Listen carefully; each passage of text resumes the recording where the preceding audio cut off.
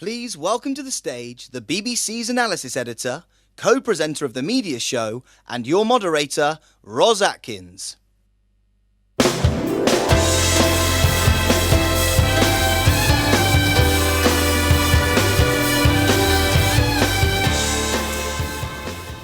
Hi everyone, great to be with you. Thank you very much indeed for joining us for this session. Great to see so many of you here already. The title for the session is, as you can see, Back from the Brink, Reimagining the Future of Television. Now, as some of you may know, my job at BBC News is to explain complex subjects, often in short periods of time. And to start us off, the festival has set me a task to explain the situation in which the UK TV industry finds itself in 13 minutes to a room full of people who already know the subject inside out, followed by a panel of industry heavyweights. So I'll be honest, I've had easier commissions, but for what it's worth, here are a few thoughts from me as someone on the outside looking in.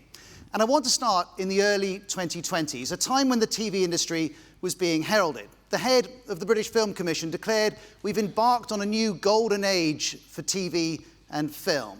And the industry did appear in rude health. It employed over 90,000 people. Producer revenues reached 6.8 billion, up 36% in a decade. Not just that, TV viewing was helping to make the UK's entertainment and media market the fourth largest in the world. It looked like a golden age, but there were warnings. This is John Landgraf, chairman of FX Networks, a man, by his own admission, not shy of making predictions. 2022 will be the high watermark, he told us. We've reached the peak of the peak TV era.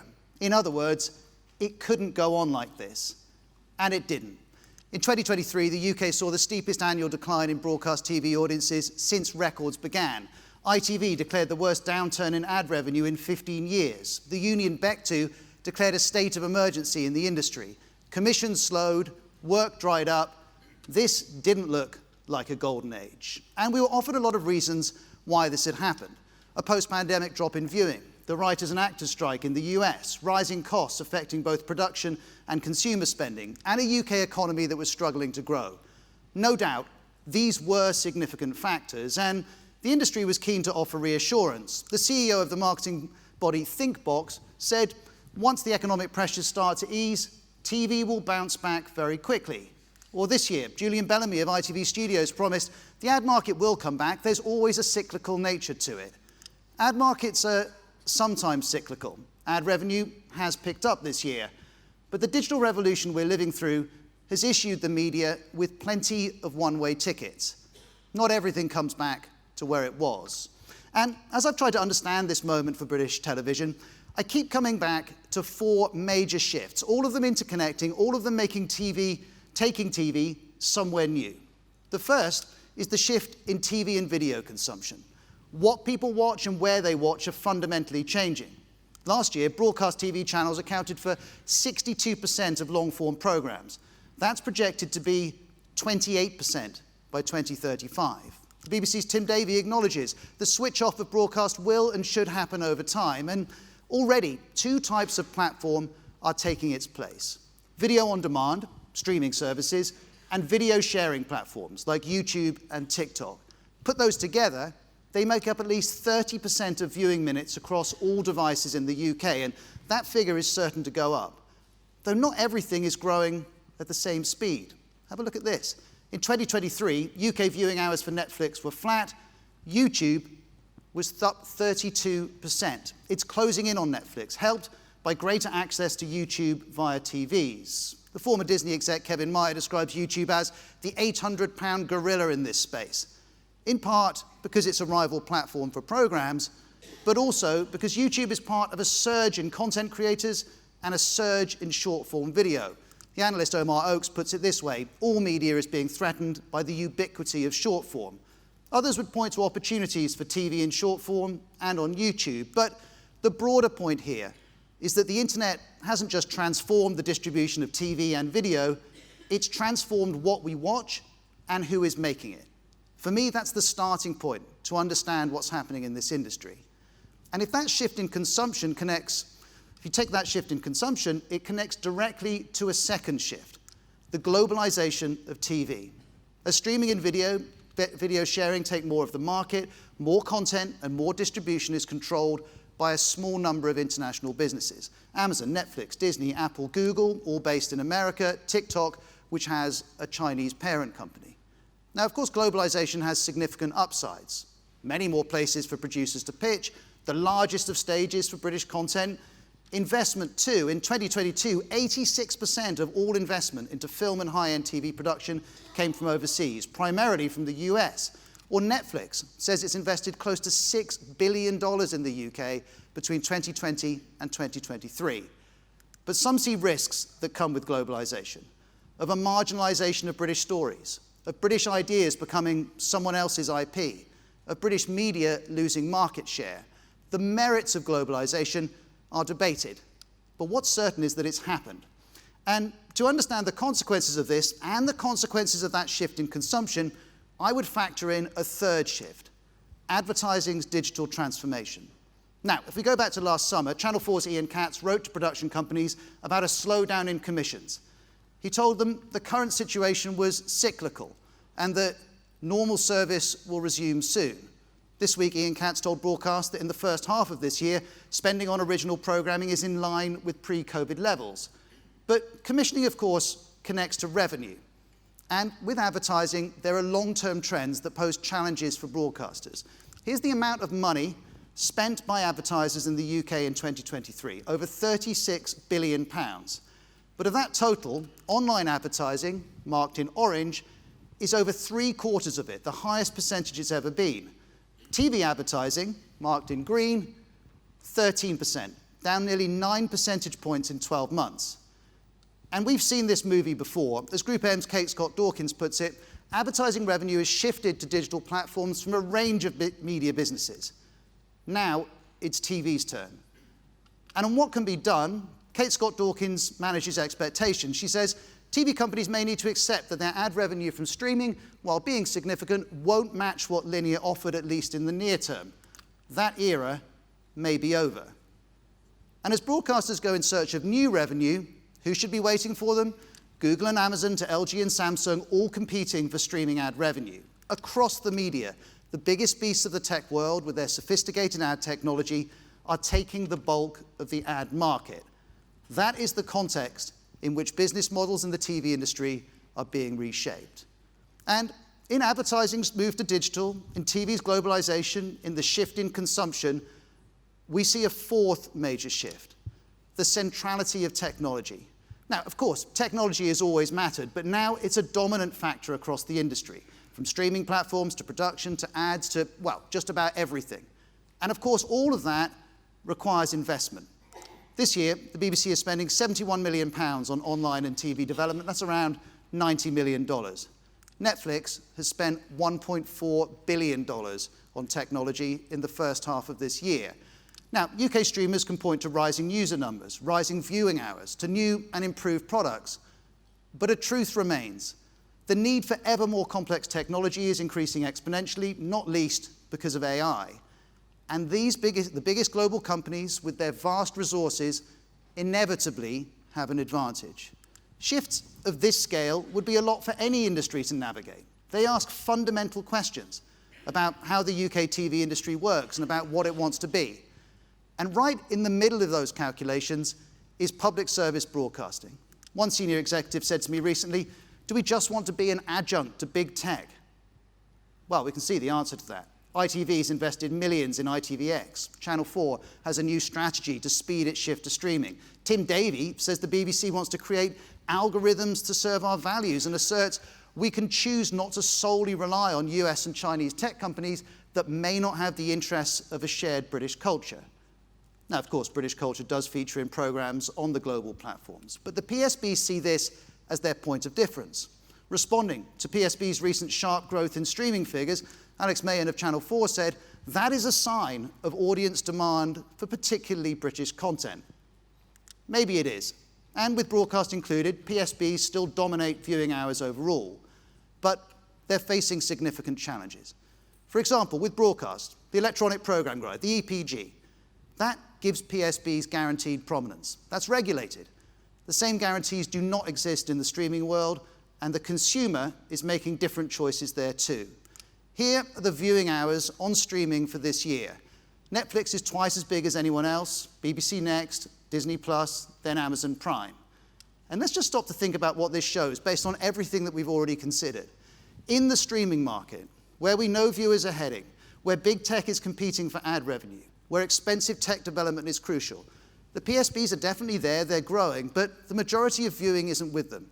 It's with the global players. Now, the merits or otherwise of that can be discussed. But if that continues, there are a range of commercial and cultural consequences that may follow. Now, watching this closely is the new Prime Minister, Sir Keir Starmer, new Culture Secretary, Lisa Nandy. They will know that already across Europe, some action has been taken. Back in 2020, new rules for streamers were brought in that insisted providers should have 30% of European works. The UK is part of this, and there's pressure to go further. The European Broadcasting Union, the EBU, says regulators should take more action to ensure global platforms give the public access to diverse content that actually represents them. As for the UK government, well, Lisa Nandy says she's a big supporter of the BBC and the whole notion of public service broadcasting. In fact, not long after the election, you might have seen this, she visited CBC and Hacker the Dog. But we don't know if further regulation is planned to protect the PSBs. And while these issues are considered, right now, as all of you in the room will know, the UK industry faces an urgent situation. An estimated 51% of those in TV drama are out of work. In unscripted, it's 57%. In commercials, it's 53%. And this situation raises a profoundly difficult question. How big can this industry be? There's acceptance, some traditional roles will go. There's optimism about new digital roles. And unions want more support for retraining and reskilling. Improving ad revenue may increase commissions, and the government's talking about putting rocket boosters under the industry. However, it remains far from clear how the industry will provide work for all of the people who are looking and for all of the hundreds of production companies. All of this, everything I've mentioned, is the context in which this industry reimagines its future. TV continues to entertain, inform, influence, and inspire at scale. The UK remains one of the biggest media markets in the world. TV's global players still want British creativity and British production. This is still a multi-billion-pound industry. But a lot has changed in a short space of time. To this outside observer, this looks like a new era, one in which what we watch and where we watch has changed, where new revenue streams are required and where technology is dominant, where public service media will have to restate its case and regulators consider their options, where the routes to the consumer and the routes to success are changing. What to do next is keenly debated, as we're about to hear, but perhaps we can agree on one thing. The digital revolution in TV and video isn't coming. For better or for worse, it's here, and there's no going back. Thanks for listening.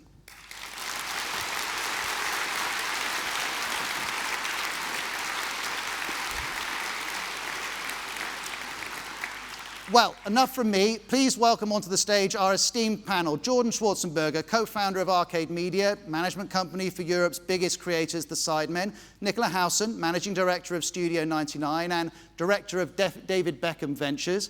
Chris Bird, managing director for Prime Video UK. Nicola Schindler, chief executive of Key Street Productions. Fatima Salaria, executive chair of the Edinburgh TV Festival. Patrick Holland, Manager UK's executive chairman. And my colleague Dan McGolpin, Director of BBC iPlayer and TV channels. Please welcome them all.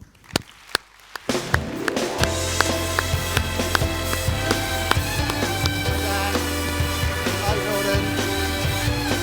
Hi.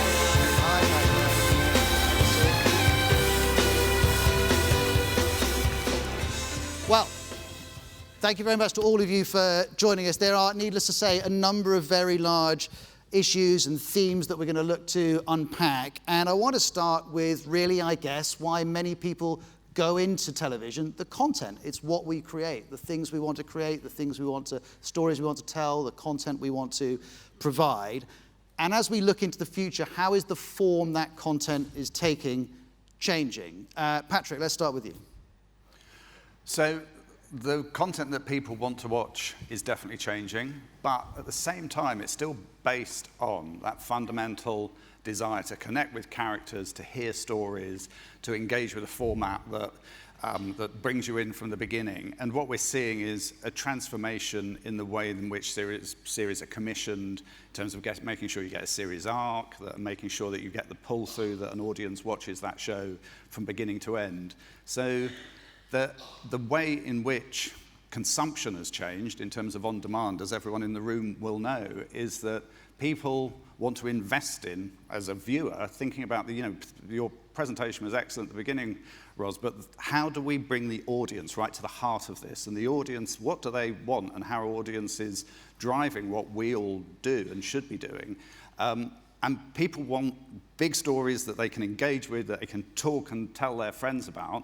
And that is one of the major drivers in the way in which commissioning the types of shows we're making is being transformed. But if that appetite for stories is still there, Nicola, does the form the stories take change? Does the concept of a program need to be reimagined? The concept of a series need to be reimagined? I think what we've become really aware of is the need even more for hooks. We've always wanted to keep an audience, obviously from the beginning to the end of a series or a story, but now the hooks that you're throwing to an audience have become much bigger, and you push them even further. And absolutely respecting what the story is and not making it feel unreal. But yeah, you need to make sure that someone's going to come back, and they've got so many options now. So I think in terms of like working with writers and with directors, what we say is, your end of episode has to be 10 times as good as your end of episode had to be 10 years ago. And they always had to be good. So it's just pushing that, I think, to keep an audience going. But what Patrick said is, it's the same thing. It's character. It's, if people can fall in love with a group of characters and want to know what happens to them, then you've done half of your job. Then you've just got to make it. Jordan, I imagine you know a thing or two about hooks in your line of work. And in the digital arena, hooks, once you've got people, keeping them is an essential part of story building, isn't it? Totally, and I think it's healthy, right? I mean, YouTube really promotes a sort of a medium of audience-first thinking, right? Everything is about optimization, maybe sometimes too much. We've seen with Mr. Beast and the sort of 10-minute, slightly schizophrenic way of making content. But for us, everything's about that first minute, everything's about that thumbnail. Packaging becomes so integral to the way that we reach audiences, and without those sort of levers of how to pull people in and keep them there, then they're not going to stay. So it's absolutely audience-centric. So that's partly about how you get people to start watching, but what about how you keep them watching? Are you, presumably you're doing different things to a traditional TV approach? Totally, and look, I think what's fun is we can pull all the different levers of YouTube, TikTok social, our own paid membership service, Side Plus, all of these different levers to make a full experience. We had a recent reality show called Inside, which hit 60 million people over the course of a week, made for, I think, 1/12 of the budget of Love Island, which was nice. And actually through that process, we saw that we had 2-hour videos going out on YouTube, 3-hour behind-the-scenes content going out on our paid membership service, a whole TikTok army of clippers pushing content through social to make it go viral. So you can really pull these levers that sometimes I think traditional TV can't do. Nicola, let's bring you in. What about your experience working with David Beckham and others? Has it changed how you view the type of content this industry needs to produce? I don't think it's about the type of content, because as Nicola said and Patrick said, people still want stories, they still want characters. But when I listen to Jordan, I hope everybody's listening to Jordan, right? This is about the future. When we start, everything has to be about a two-way conversation with an audience. When you start with a fan base and you come from the basis of somebody who's grown up thinking about fans as an athlete, it gives you a totally different relationship with your audience. So we have no expectation of anybody coming to us. We know we have to start every day, how do we cut through the clutter and get some attention to the things that we're trying to do? So we see our core TV product as obviously our hero, but we invest huge amounts of time and energy into the social, into the conversation with the consumer, because we know in real time if they like what we're doing, because they tell us. We have 200 million social media followers who tell us. So I think it's not different. I think my other observation is, I used to be on the PR and marketing side of the business, and people have been quite sniffy about becoming a producer. There's quite a lot of snobbery in the industry about the people who are allowed to produce. And actually, having grown up as a marketer, it's really made me very well honed to how we take our shows to market. So again, I hear producers all the time complaining, I handed my show over to the BBC or ITV or Netflix, and I'm disappointed with what happened. Well, sort of that's where you're going to end up unless you engage in the process. So I think the best producers I know, and it's not just young people like Jordan and his gang, are still the ones that go out, and Nicola Schindler, Jane Featherstone, Andy Harries, the people I grew up, admiring and heroing, are the people that still fight for every inch of what's going to happen to their show. That's not changed. Can I just say that that is brilliant, but I think in terms of the influences and the reasons and the way I grew up as a filmmaker, the reason I grew up as a filmmaker and the things I wanted to do was to be able to reflect everything that I saw around me and the kind of stories that I saw around me. And some of those stories wouldn't make it on some of those platforms now because there's a social purpose to what you want to do when you grow up as a filmmaker, because you want to be able to tell those stories really well. You learn about those stories, you craft those stories. There is a room, absolutely, for what you were talking about, Jordan, and what you're talking about, Nicola, but we cannot forget that there is a purpose here for what we want to do in terms of how we serve our audiences. Audiences will come to shows that reflect back at them, and sometimes those shows can be about harder issues, and my worry is that stories around current affairs issues or documentaries that might not be led by talent will somehow get lost through this. And I think particularly in the world that we live in now, we cannot ignore those stories, and there is an absolute way to be able to tell those stories, but I slightly worry that some of that purpose is going to be lost. We'll get into the issue of purpose in more detail when we talk about public service broadcasting in a little while. But in terms of, I was very interested that, Nicola, you said, well, you've got did you call it the hero program, or the kind of central entity, and then beyond that you've got digital assets. But Dan McGulpin from the BBC, this is something we've wrestled in journalism and in news, is at what point do you say that the digital assets are the primary thing as opposed to simply being there to support the more traditional program format? Yeah, I mean, that whole mix is changing. I mean, what I would say is all of those trends you talk about are true, but a good program is still a good program. So when I look at the sort of hits we've had recently, like, Blue Lights, Race Across the World, Traitors, I think those could have been hits in any era. We have to remember that there's still a place for that. But there is now this massive battle going on for time. There are no easy slots anymore. You can't rely on a trailer if you're lucky enough to get one to get seen by lots of people. So, content now has to stand out in a way that's like beyond anything before. That makes it really tough. And the way that you get those programs seen and noticed by people can be through word of mouth, amplified by online. But there's a lot of discussion going online. There's a lot of, you have to think about your digital assets as helping you to sort of, in that ecology of getting things noticed. That's an important part. It all has to exist as one sort of ecosystem. But, and I'm not going to expect you to come up with a precise figure here, but I'm assuming the majority of BBC commissioning is for programmes of 30 minutes or more. I'm guessing that must be true. Do you imagine a world for this whole industry where a bigger slice of the pie goes into shorter content, even if it's premium shorter content? Well, I think we have to think about what we do in short-form content, and the BBC already makes a lot, on news and various places. We're using short-form content across all of our digital services. We've had a YouTube channel for many, many years. I think all of that needs re-examining. But I think we also need to remember that everyone in their bedroom is creating that content. You're competing with a massive ocean of content. And actually, if you want to give people people also want a premium experience, largely through the big screen, where you can sit back and enjoy something that's been made, that's been edited, that's been thought about, that's been written.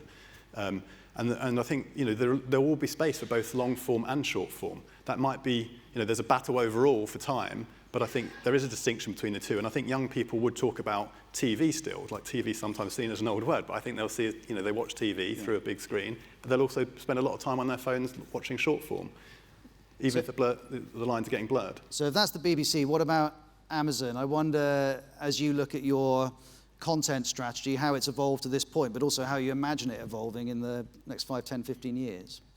Well, I think on content length, we certainly don't have a policy on content length. We're happy to work with creators as and when and help them produce the content that they feel they need to. We've just signed a huge deal with Mr. Beast, who's traditionally been making shorter form content on YouTube, is now making a long form TV series for us. But back to your initial question. How's that going? Great. It's going to be a massive hit. It's going to be a massive hit. Have there been any teething troubles as you take someone from Not that I'm aware of. YouTube to Amazon? But back to your initial question. I don't think it's ever been a better time to be an audience of television. If you're a fan of TV, you have literally millions of hours of global television available to you via your device in your pocket. And I think that opportunity that creates for content makers and producers is the ability to deliver your content on a global basis, but also for audiences to be able to watch content from, Korea, India, South America, etc. The idea that we'd see those types of shows being the most popular on television 5 years ago was unthinkable, but that's the reality that we're in today. And before we move on to talk about how you pay for all of this, quick question for Patrick and Nicola. Is it harder to pitch one-off programs or short series? What's the type of content? I don't mean the stories within it, but the types of series that are easiest to get commissioners to bite on. I think everyone would like a returning series because then you get an audience who wants to come back. I think they're the hardest things to create. And I think it's incredibly difficult to get singles made now on television. We did one for the BBC that was our Christmas called Men Up, which is about Viagra and men, and it could have only been on the BBC. It was really good fun. It was big. It was, had everything going for it, but it was very difficult to get it made because it's a single film. And I think, we And then you've made it, and then you start again with the process of coming up ideas. And we suggest to writers that we're working with, actually, it's not the best form on television right now. But there are some shows that should only be a single film or a short series. So if you think about Sixth Commandment, Derek Wax's series Sarah Phelps for BBC, Tim Spall won the BAFTA for it, that won the best BAFTA series. It was an extraordinary piece of television about a true crime, British story that matters to British audiences, about a universal story, the universal theme of aging and loneliness in old age, but also this horrific killer who appeared in the midst of this community. An exceptional series that should only have been a limited series, and I don't think that was only the BBC that would have commissioned that. I think others would have bought it. It's hard to get. It's really hard, as everyone in the room will know. It's really hard to get these big series away as well because you're competing with loads and loads of other people. So, and it's not to say, oh, I can't get a big one, so I'll go for a shorter one. But it's more that if it's the right size for that show, then a smaller run will happen. I was just saying to Chris very quickly that there is a series that we have with Amazon at the moment, which is a limited series, four-parter. So it's possible in the streaming world as well. Okay, so there are some thoughts on the type of content that may be being made in the coming years, the different ways that stories can be told. Needless to say, to do that, you've got to pay for it. So let's talk about revenue. I got into some of the detail in my talk a little bit earlier, but clearly the nature of business models, the nature of revenue streams is evolving. Jordan, tell us about how your guys make money. Yeah, I mean, look, there's a web now, which is great, and I think that's the power when you have an audience, especially a global audience, who you can provide value to at scale, and if the value's good enough, then they'll be able to pay for it, and there's a nice exchange there. So, yeah, I mean, look, YouTube ad revenue is the biggest bulk of Sidemen revenue. However, Side Plus, which is their Netflix, essentially, that we created with them, it's their paid streaming service, $6.99 a month or $69.99 a year. That's now overtaken their main channel in terms of revenue, which is great. We also have our brands, Sides, our fried chicken restaurant. Let's just stop on that. So that's a moment for you, right, where the subscription passes the ad and that happened very quickly, and I think that shows that the direct-to-consumer model is absolutely the way to go when you have a big audience, and you can give those who want more, and they'll pay for that. And that's enabled us to get a big studio and to hire more crew and to invest back into that. But there are going to be people in the audience here thinking, okay, that works for the Sidemen, that might work for Mr. Beast, or that might work for the biggest operators on YouTube, but is that helpful for the rest of us? Well, I think, and maybe this is the biggest thing of the industry, everything has to just come to reality in terms of where the audience are, how many people are watching, how many people will buy. I think, yes, for big-scaled audiences like the Sidemen, Side Plus is possible, but for others, even on a much smaller level, it still could make you way more money than the brand deals you're doing and the YouTube revenue you're driving. We've seen podcast producers like Cal Freezy and the Fellas launch their own Fellas Loaded, smaller level, but that's now producing them more money than the brands that we're currently paying for ad sponsorships on the podcast. So yeah, I think it's just coming down to reality, wherever that reality is, based on audience. And Nicola, you obviously work with brands and with very high-profile individuals, which again offers a different model. Do you know what's interesting? I remember 10 years ago in the industry, people starting to talk about how they could make other money outside of commissioning revenue. We've made 250 commercials in the last 3 years, and we didn't have any investment. We started from scratch with our studio, and we had to make the money. We have an economy that we have to protect. So I think it's really interesting that TV production companies often forget that they have the tools, the artists, the skills, the incredible storytelling potential to get into other revenue streams and other worlds, the commercial world, for example, I think a lot of people in this room would think it was a dirty word to think we're going to start making Yeah, I'm going to say, commercials. Fatima, that's going to be an uncomfortable idea for a lot of but people, hang on a isn't sec, it? why should it be? You know, I think advertising doesn't work anymore. If you look at great advertising these days, so much of it, more of it is storytelling driven. It's driven by talent, it's driven by their passions. My other response to what you said, and I totally, you know, I grew up in the purpose world. I've done a lot of cause-related work. I totally hear what you say about the authenticity and the passion and the drive of filmmakers. But I don't understand why people can't see that the opportunity that this new world provides gives you a return path. I think it gives people who want to make films that make an impact more of a chance to have that impact, because you can have a conversation with the audience. You can engage a community. You can put your arms around a community and a community of common interest and become activists together to change things. Look at, you know, I walked into an Edinburgh meeting and people were talking about Mr. Bates versus the Post Office, and we're saying that traditional television doesn't have impact anymore. But you use a very direct phrase there. You said advertising doesn't work anymore, and I assume that you mean that in terms of supporting the TV industry in its yeah, the current audiences form. don't react in the same way to old school advertising.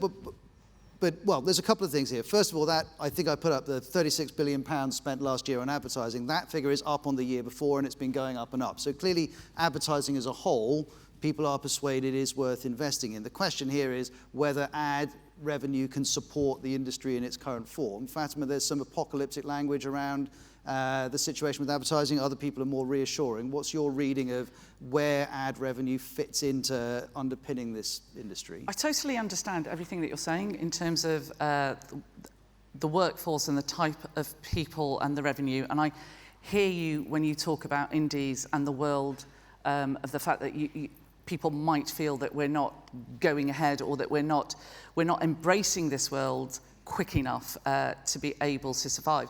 I think that there is an acceptance that the TV world has changed. I think there's also a huge acceptance that there are going to be winners and losers in this world, and that we are going to end up with a TV structure and a workforce of people that might be embraced by the kind of stuff you want to do, Jordan, and they might be embraced by the kind of stuff that branding wants to do. But there is going to be a ground where you are going to lose a lot of people who cannot compete in that world. And I think there will be indies that will not be able to compete in that world because of the way their business structure is. But for me, in terms of the workforce and where those opportunities are, I think that you're going to end up with a slightly elite class of people who are going to be making elite high premium factual programs and dramas, who are going to be the winners. And you're going to end up with a situation where a lot of the stuff that we really value, that the BBC values and Channel 4 values, could possibly end up on cable, in a kind of cable version of what the UK has. But let's unpack that with Nicola and with Patrick. You're programme makers. Are you sitting with your colleagues on a regular basis, fretting about the state of ad revenue and thinking, without this ad revenue, we are not going to be able to make the programmes that we want to make? Or do you just simply think the industry will adapt and find different ways of funding it? You look at what's happening within the commercial PSB sector, and you think, with the drive to digital, so ITVX and Channel 4's move to digital, which is strategically absolutely the right thing to do, the big bets at the moment. The question is, when does the revenue that's within those digital, those digital platforms start paying for the content? Because that's the tipping point. And at the moment, I mean, I'm not across all the detail, but it's not. And so you're subsidizing your digital model with your terrestrial model, and so when our companies are out pitching, then you're thinking about that. And then you're also then thinking where, and we'll come on to it, I guess, with the PS, when we talk about the PSBs, is what other value can we put into it? Because sometimes the UK, the PSBs will commission it, and then we'll be able to raise the other money in order to be able to make a bigger, more global-facing show. So what is happening with the digital revenue for the commercial PSBs is critical for the industry. I'm very lucky that I spend no time thinking about advertising revenue. But what I do think about is what, as a result of that, what do people want from me? And actually what you were saying I think is really important. What I think my responsibility becomes then is to not leave those people behind and those stories behind. So, and to work out how we can put diverse stories about minorities that might not necessarily be seen in this world where big stories sell and where shouty stories sell. So I think we are constantly thinking as a production company, who's not represented on screen, whose stories can we put on there, because it's more interesting to see something new. And we won't let the world of lack of advertising money or, again, big high-end drama stop us telling those stories. We just tell them in different ways. And so we've heard lots of different models here. You want to come in quickly, Nicola? Well, all I was going to say is surely we have to embrace the democratisation of the access to the audience, because I totally buy everything you're saying, but when you talk about an elite maybe in the future at being the only people who have access to the airwaves, I think the elite has the people in control. But isn't now. the issue here, Nicola, not that democratisation isn't something that I'm sure everyone on this panel would welcome, that you've got to make money, which is why I was asking Jordan how it works, is that you can democratise access to content creation, but in the end, you've got to fund it. You've got to fund it, and TV is an expensive product to make. But isn't that the problem, that TV is an expensive product to make? And actually, if we pull down the sort of standards, if you will, of traditional TV in terms of budget, then there won't be such a demand on advertisers to fund it. That sound attractive, Patrick? No. I think it's so about a strong no from Fatima, Patrick? No, but it comes back to what Dan was saying about the audience wanting. The audience watches YouTube with a certain mind state in terms of user-generated content, which you might be really, really, in. And when you're watching a big show or a show that you've chosen to watch on a TV platform that you might have paid a subscription for, you might have paid your TV license to watch, you've got a different expectation. So I think, and to Nicola's point about the telling stories that people, that really matter to the audience, these things are not in conflict. Dan mentioned Race Across the World. That is a big show, but it's about families, and it's about relationships, and it's about having a more trusting your neighbour relationship with the world. And you think about, Supercell on Netflix, that has been a big success, but it's a really important show that has worked for audiences above and beyond. So it's not these are not binary opposites at all. Can I just say about budgets? I actually do think we should be learning to make cheaper television again. And I think it wasn't that long ago that, in drama terms, the costs have tripled, and what you're getting on screen isn't that more exceptional than what you got when you paid less. But is that partly because the cost of everything I think it's the cost of everything, but I also think it's just a mentality that all drama has to look a certain way and you have to have scale in certain terms. I think it'd be so great if there was call it a lower budget, it's still huge, the drama budgets, but we should be able to make drama. Dan, is there, Chris, I'm mindful I've got to come to you, but Dan, do you think drama budgets have got inflated? Well, I think we should look at doing a range of things. I think Nicola's making really interesting points. I don't think it's all about money. People are trying hard to stand out, and one way to stand out is to be really premium. So, of course, there's this drive to make premium content. But, you can still create brands at lower cost. I often use Gardener's World as a great example that works really well on iPlayer every weekend. It's an on-demand thing, doesn't cost a lot of money, there's an absolute audience for it. Some of our dramas, aren't expensive or aren't as expensive as others. I think there's got to be a range, and it's not always about money. I think sometimes people go to money first because it's the easiest way to stand out, and we're all desperately trying to stand out. But if anything's being lost, it's more that sort of middle ground of things that, expected easy slots and expected a good trial to get them there.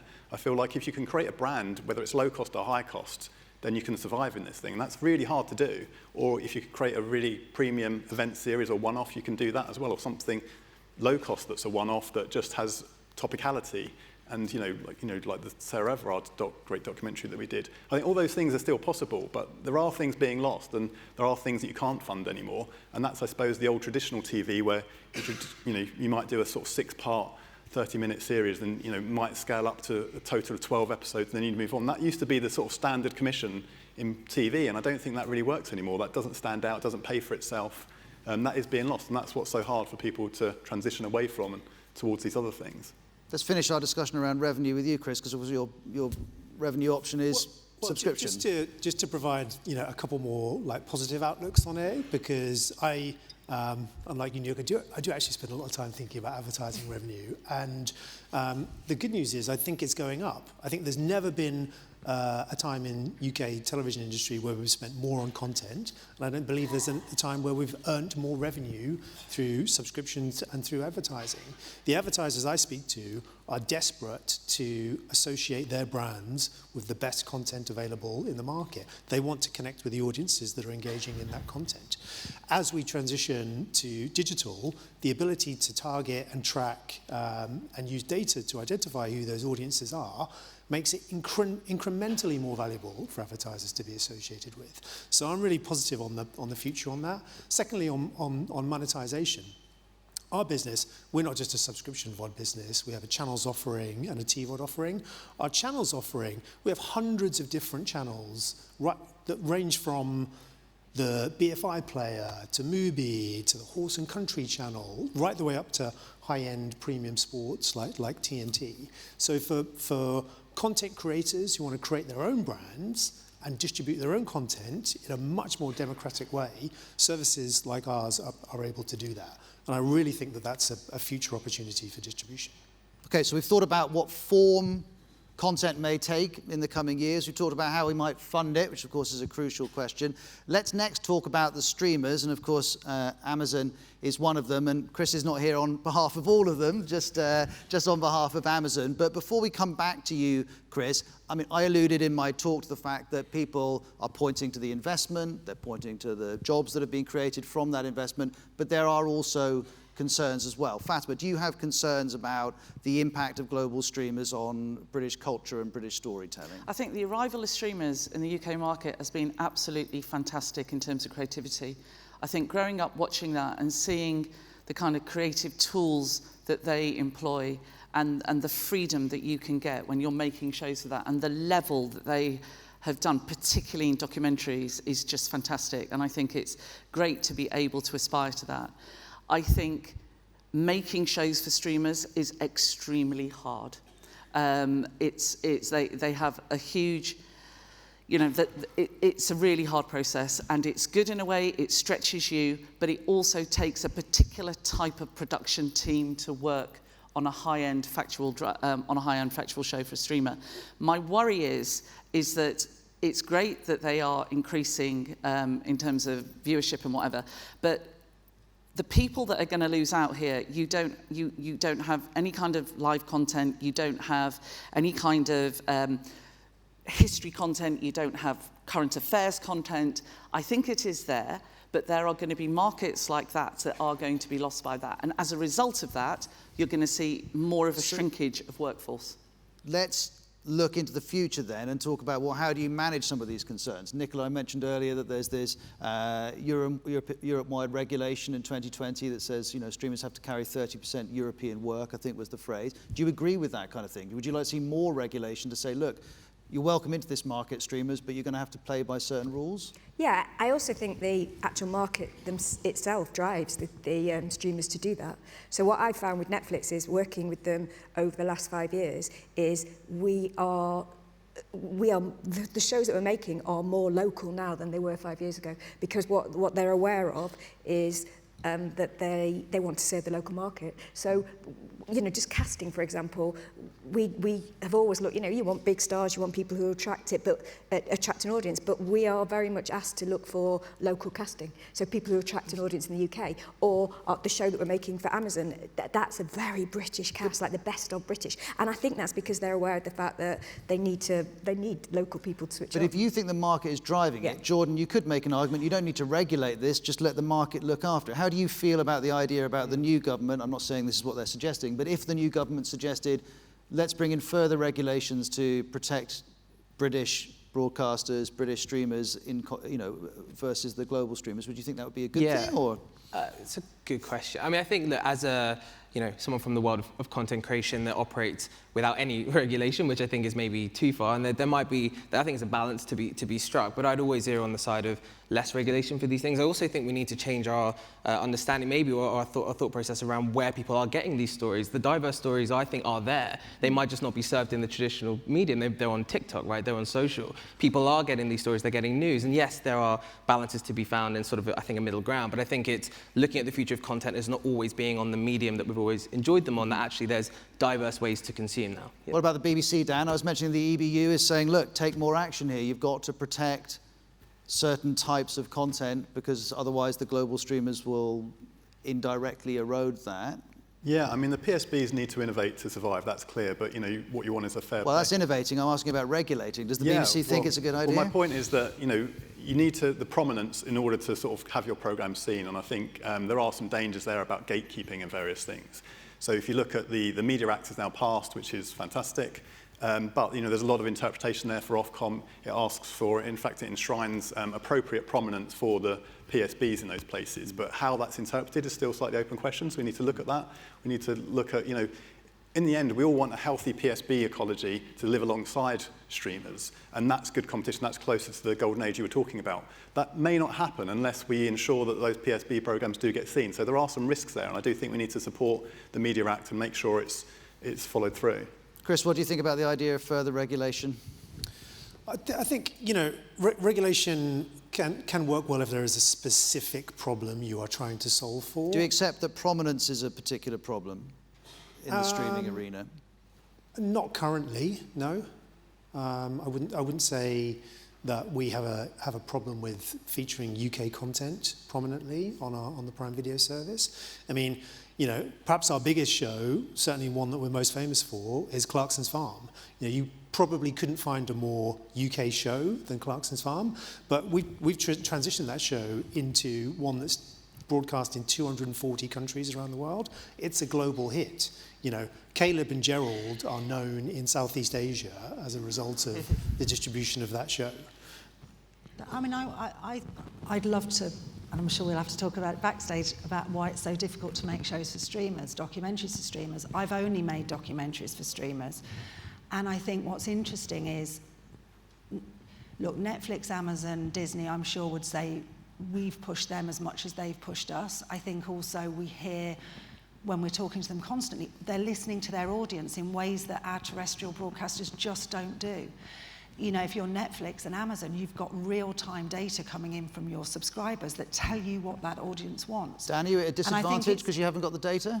Well, we have a lot of data. I mean, the BBC across all of our viewing. You'd like more, though? I guess you'd always like more.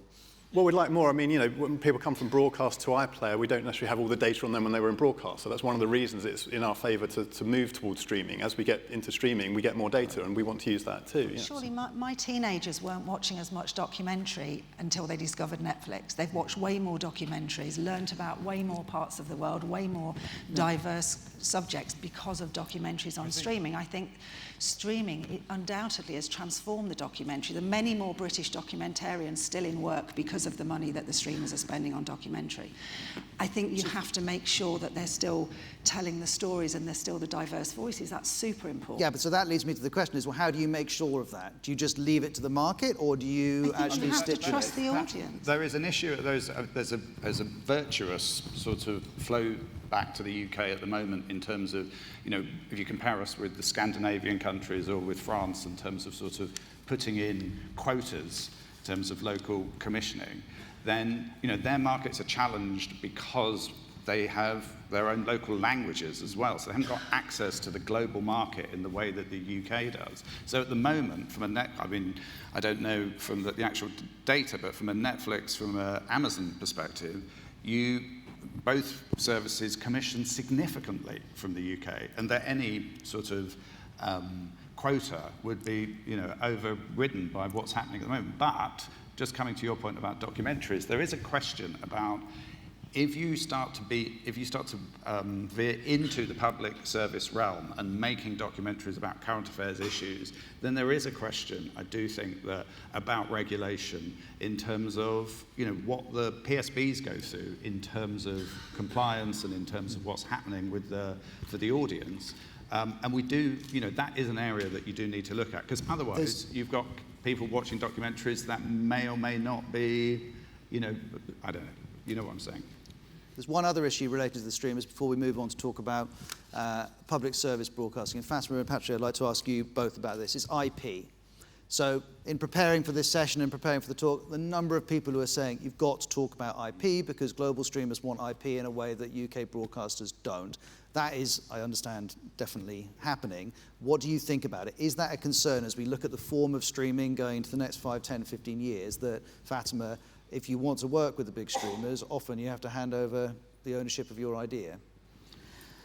I think that I think it's an opportunity. I think it's an opportunity that can be a creative opportunity when you are thinking about that IP. When I was running Naked TV, that was an absolute task for us to think about how we were going to create that IP, and whether or not we would take it to a Netflix or whether or not we would take it to a Channel 4 or to a BBC, because we were going to get our IP there and it was going to be guaranteed. But is your concern, if the global streamers have more of the market, that more of the IP connected to the best British ideas in this industry, Patrick, go overseas? Well, there's two different. I mean, British creativity, and in terms of IP creation, new show creation, in terms of the producers in this room that have developed shows, sold shows that have then worked around the world. So that model, the MasterChef model, sort of early evening show on BBC, did okay first series, was recommissioned, did a bit better.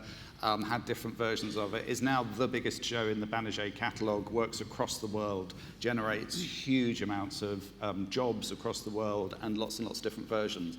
That model is something that was from 10, 15 years ago. Obviously you want it to happen, and it still happens sometimes, within the that PSB ecology. There's ways in working with the streamers that you have to evolve, and so we would talk to the streamers about we've got a big show, Remarkable have got a big show for Netflix, Building the Band. It's a big singing show. It's got a brilliant way in which the bands come together, which is at its heart. It's a Netflix show now. But if it works in this territory, then we'd hope that we get chosen to make it in other territories. So we're partners building that show together over the lifetime of its journey. Okay, just quickly, Vasper, if you would. Just very quickly, the collaboration that you've got with, I think what makes it really work is the collaboration that you have with commissioners at Amazon or Netflix is incredibly important.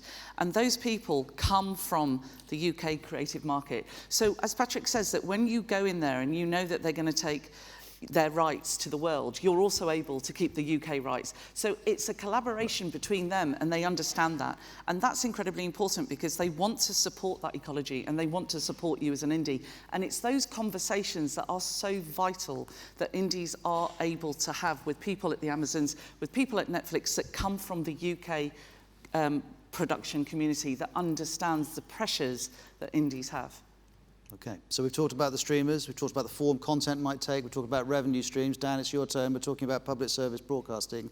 You will have seen that slide towards the end of my talk showing the breakdown of streaming viewing. The BBC's there, but it's below 50% of the Netflix figure. You've got your work cut out. Well, we're second in market, so we're ahead of... BBC's used to being first. So if you include our channels, we've got a channel business on the side, and that's pretty good too. So when you put it all together, I think our channel business and streaming business combined, it's bigger than all of the, the big three American streamers. So we are the number one in streaming. We're the top PSB streamer by a distance, thanks to the sort of strategic stuff we've changed over the last 5 years and beyond. But we can't take the survival of the PSBs for granted. I don't think, it is a given that they will survive the medium to long term.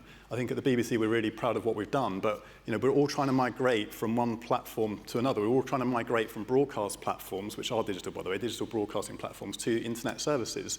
And the place we're going to is less regulated, and we are less prominent. So therefore, there's a challenge there. You can do well. You can have your broadcast channels doing well, and you can have your streaming business growing, but you can still be losing overall viewing. So there's not a given in the medium term that public service media exists as it currently does. What needs to happen? If you could give us a short list of things, what needs to happen to give that a chance, to give public service media a chance? Well, I think the prominence of the streaming platforms, the PSB streaming platforms, is, as I alluded to earlier, is really, really key, because we want people to be able to access those things, and that's not a given, because if you look at smart TVs, it's possible that deals will be done with global players to have prominence for global organisations, and it might be harder, particularly for the smaller PSB streamers, to actually be on that first screen. So just to be clear, at the moment, you would all have to cut your own deals with the different manufacturers, but you're suggesting you need a kind of pan-industry arrangement. Well, I think the Media Act enshrining the principle of PSB prominence is all about that, but as I said, that needs interpretation in terms of what's appropriate. I think there's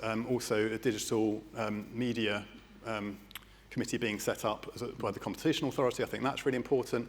I think we need initiatives as well, like specific things, like comedy, for example. You only get tax breaks if it's super high end. Well, actually, very few people are investing in comedy anymore. The BBC wants to, but why should it only be tax breaks at the very high end? If we want that to be a successful genre, and that's got its challenges in terms of short-term gains, we need things like that. So there are lots of things like that I think the industry can think about in order to make sure we have a thriving PSB ecology in the future. Because remember, the streamers are doing a lot of local stuff partly because they're competing with a thriving PSB ecology. If we get to the point when they're not, then that lure of global revenues and global content is going to change things. So that's a really key point of why the PSBs need to be strong in this future, so that we all get healthy competition. Jordan, do you worry about the health of PSBs, or that's outside of the things that would keep you up at night? Well, I'm not going to say it's keeping me up at night, I'm not going to lie. But we were talking about this before, right? That, for me, 27, very much in that Gen Z, I think attitudes are drastically shifting towards PSBs. And,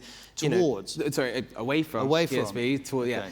And I think, we were talking about it before, the kind of word necessity is quite dangerous, because I don't think that Gen Z, Gen Alpha will see PSBs in that same light. And yes, that might take a long time to hit, but in reality, license fees, I can't see sustaining at the same level unless there's a greater shift towards how and where that audience are consuming, which is on short form, which is on YouTube, which is on social, right? As we know, only 48% of 18 to 24-year-olds watch any TV at all, right? Which is a shocking figure, but that's the reality. We need to earn our right with that audience, which is, what we're trying to do. It's a challenge, and that's...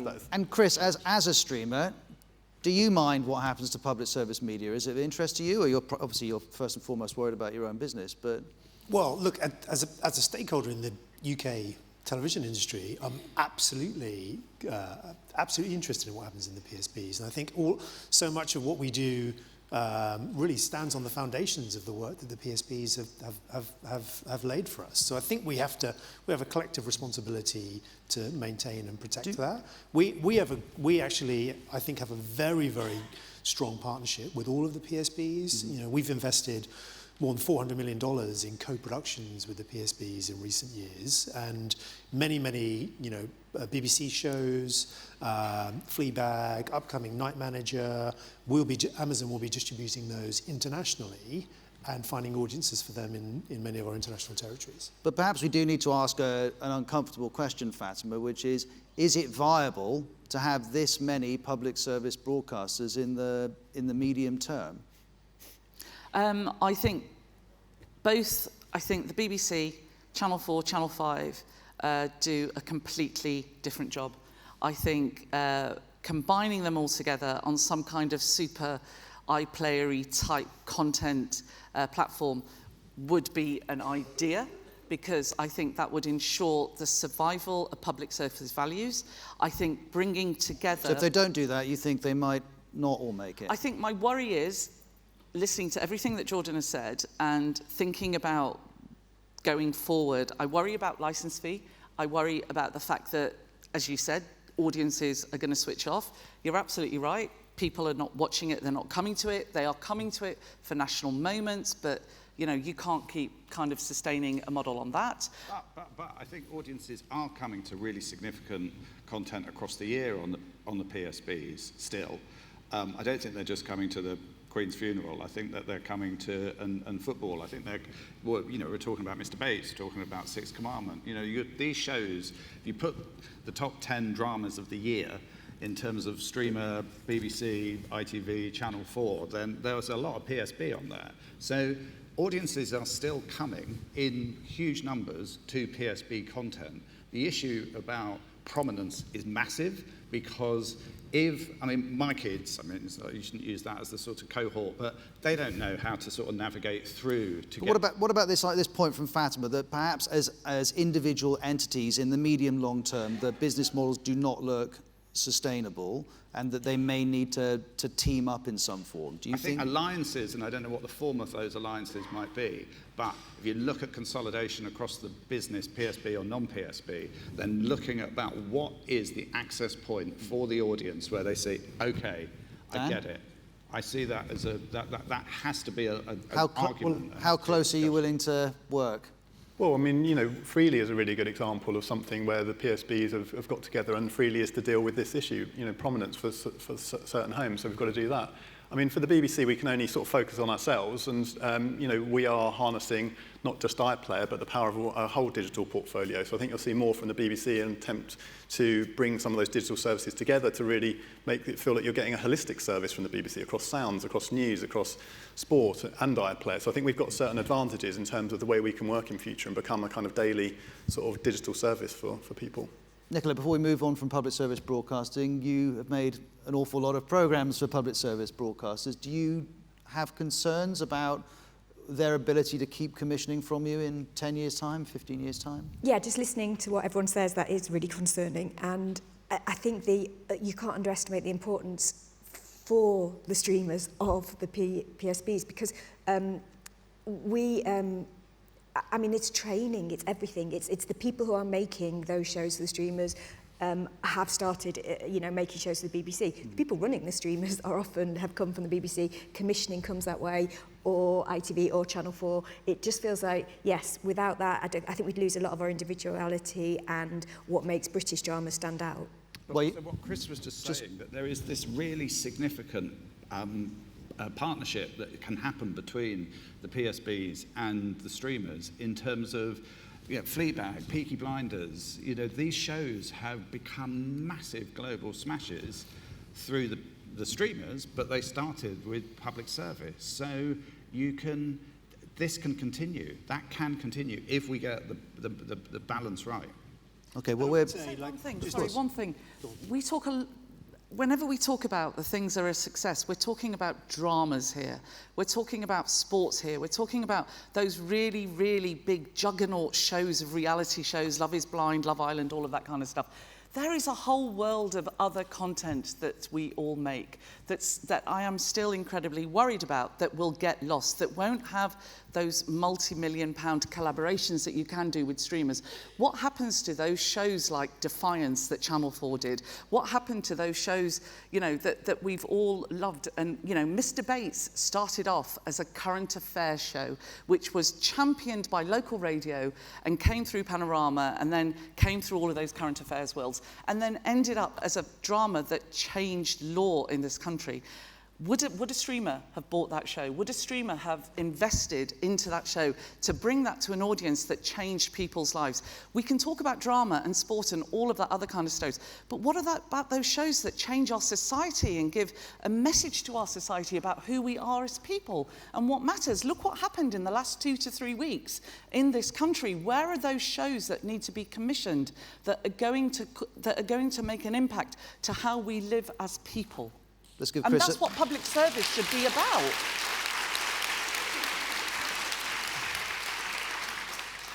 I'd just say, our opportunity to collaborate, I think, is massive. That has to be our future. The collaboration across our industry.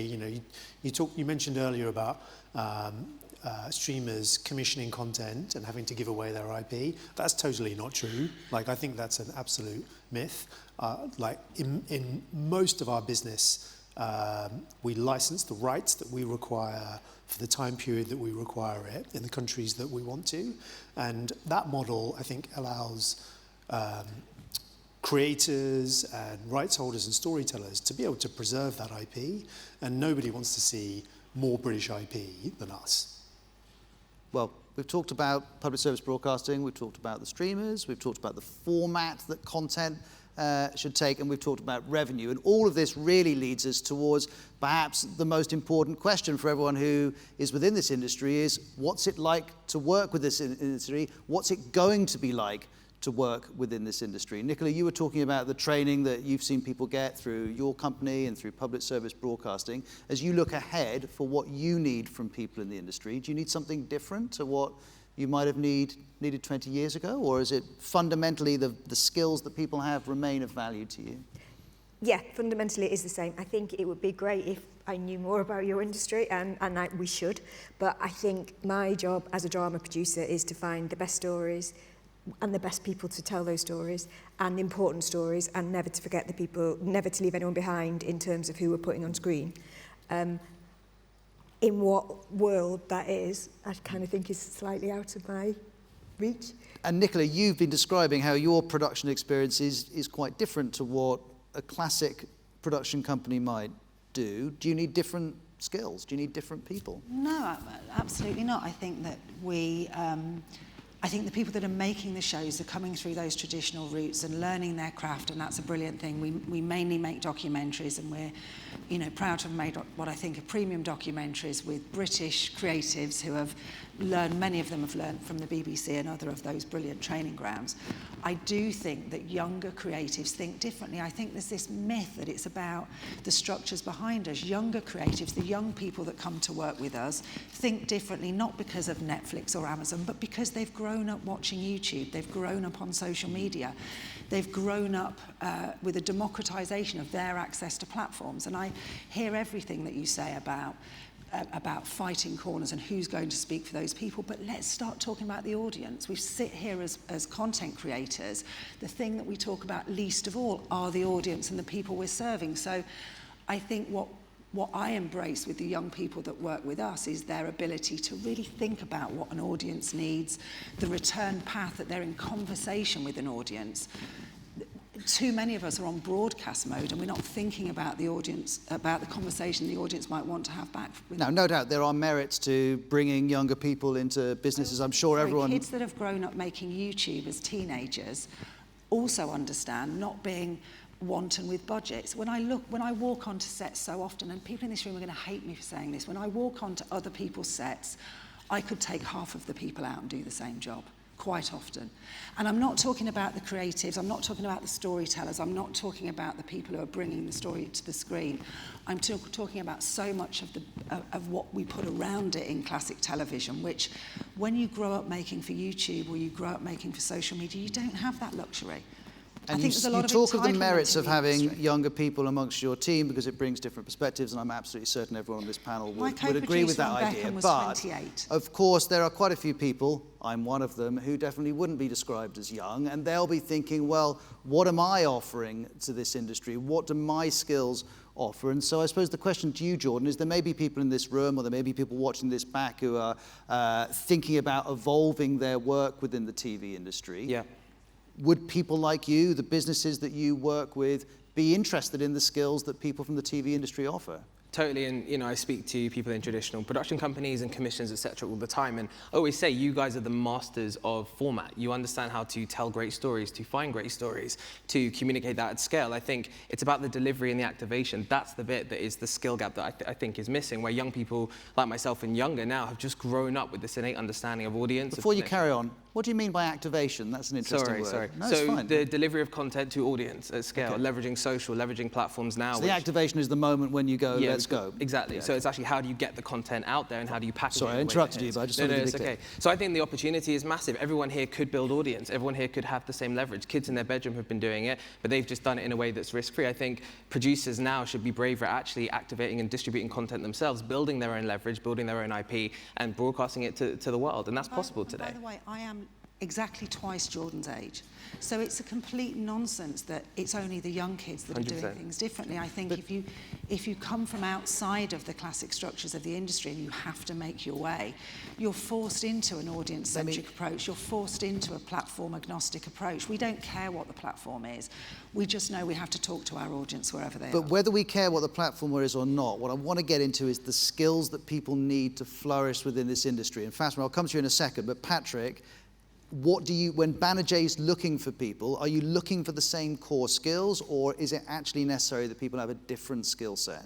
I think there's one thing that has really crystallized today is that there's lots and lots of, whether we look at Jordan's model or Chris's model or the PSBs, actually when we look at it as producers, you need to connect all of these things together. That if you think of a show like Peaky Blinders, for example, that of course you've got the creation of the piece, the initial piece of extraordinary program making, which has got extraordinary PSB values in terms of the communities that it's reflecting and the story that it's telling.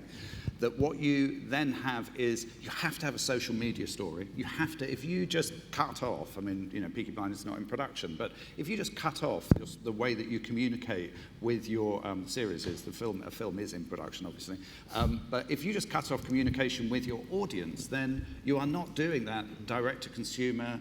And then if you are not thinking about how that brand could work across the world. Steve and I created the world of Peaky Completely. Blinders, a huge hit show, but around it, as you say, the social media, fashion trends, Exactly. And experiences. let's give Fatima... So in terms of the skills of what you're looking for, sorry, I'll go back to what you were asking, the question. I think that what you're looking for is, you're looking for passionate storytellers. It's people who, we all know how hard it is to make. But there may be people in this room or people in this industry say, I am a passionate storyteller, I've got a lot of skills and I can't find work at the moment. Yeah, and I think that ability to be able to, we are looking at people who are in those genres where there has been a downturn, particularly in the middle that we haven't really spoken about, but where we're talking to producers and assistant producers in that world, editors, about moving into other areas of the business, the sort of the big constructed reality area of the business, or as in terms of how we work on that model where there has to be funding for shows that don't, as Nicola said earlier, cost £1 million an hour. But how do we make those shows, and how do we ensure that what we're doing is providing them for the audience who want to watch them? That's really key. Fatima, you had a point. The point you made, Nicola, which was brilliant about the fact that your co-producer was 28. God, I would have given everything to have been a co-producer on a series with David Beckham for Netflix at 28. But what I'm thinking around that, the structure that you would have around that, you would have had around that 28-year-old producer would have been experience, would have been your experience, would have been hopefully an experienced executive producer that was basically helping guide, nurture, support and grow that career that person will absolutely go into. And it's exactly the same with you, Jordan. You alluded to that, is that you can have creators and content people that are in their bedrooms that are creating that. But the whole British creative industry is a craft that people have learned and that we win awards for. And it's exactly what you've said, Nicola, about the pathways. We've got to make sure that those pathways are still open for people. What I'm saying is come to the Wild West, right? Because the producer I'm talking about, and my team is so young you wouldn't believe, and we have to give people a chance because not everybody wants to come and work in the Wild West when they're also having to make social content or commercial, whatever. So all I'm saying is evolve, and for us, we absolutely rely on the training and the brilliant groundwork that happens in the rest of the industry, but a lot of these young people can't get work at the BBC or ITV or in the classic big independent production companies. They don't fit the bill, and we find a place for them. But we have to create a new model. We've got to create a new model where people are able to diversify, where people are able to collaborate, where people are able to use a particular skill set in a different way, where they might have to work completely differently. I'm going to jump in because we're very, very tight on time. We've talked about the nature of the workforce very quickly because Stephen Lambert's comments to broadcast have received a little bit of attention in terms of how many production companies there should be in this industry. I would just very quickly like to ask, and if you could be brief, I would appreciate it, are there too many production companies, Patrick and Nicola? I think that I knew this when I was a commissioner at the BBC. There are two, in terms of just the sheer economics, are there too many production companies for the amount of hours that are commissioned each year? So that's an answer? Yes, too many. Yeah, unfortunately, sadly, because I'm sure there's a lot of very talented people who aren't getting a look in, because if they'd set up at a different time, they would have had more of a chance. Dan, do you think there are too many production companies? Well, it's going to be really challenging, and you can't sugarcoat that. I think people are going to have to move into other areas. I think there isn't perhaps the amount of demand, money, and hours to keep everybody alive.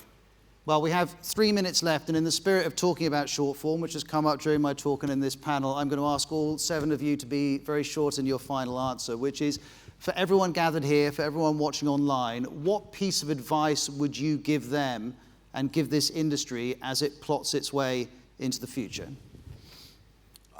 I would say, be resilient, be ambitious, think big. We have an amazing industry here in this country. We have the best people in the world working on our productions here. So, think big. Think about how we can reflect the audience that we want to achieve, what we want to reach in the UK, and how can we, deliver those stories that will become ideally global hits.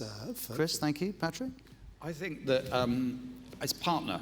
I think the television is a collaborative business, and talk about too many indies, that there could be amazing ideas in lots and loads of indies that are just not seeing the light of day. So reach out, partner with people. We partnered with lots and lots of smaller indies over the last 2 years and are having fantastic developments that are coming through it. So collaborate, partner. Okay, Nicola? I agree with that completely. Head to the Wild West, I think, was your advice, wasn't it? I think partnership's absolutely crucial. I think collaboration. I think the most important thing is evolve, evolve, evolve. I think every day you have to assume everything's changed and that your audience is in a different place today than it was yesterday, and you've got to go and find them. You've got to cut through the clutter and bring them back to you, and you can't take anything for granted. Fatima? I think it's about our leaders. I think it's about the fact that we need diversity of thought in our leaderships and the people who are leading this industry. We need people who are different, we need people who are brave, we need working class leaders, we need people from different races, we need them to absolutely be there in those decision-making rooms when these massive decisions are taken, and we need diversity of thought, because at the moment, as you talked about the elite, I think we have an elite that run this industry, and we absolutely have to change that.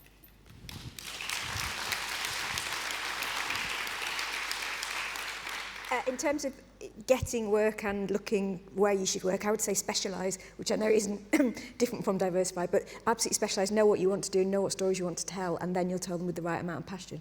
Thank you. I would say be brave and honest about the numbers, because they're real and the future is not coming back to, I think, where it was. Secondly, be audience focused and obsessive. And the third, which kind of houses it all, is think like a creator. Yeah, I'd say don't be anxious about the noise. There's a lot of trends and stuff going on, things you can't control. Focus on the audience, give them something they need, give them something that's going to move them, something that's going to impact them. Well, there's been an awful lot for us to take in. It's been a fascinating hour. Thank you very much to all 7 of our guests. Thanks for joining us. Thank you. Thank you.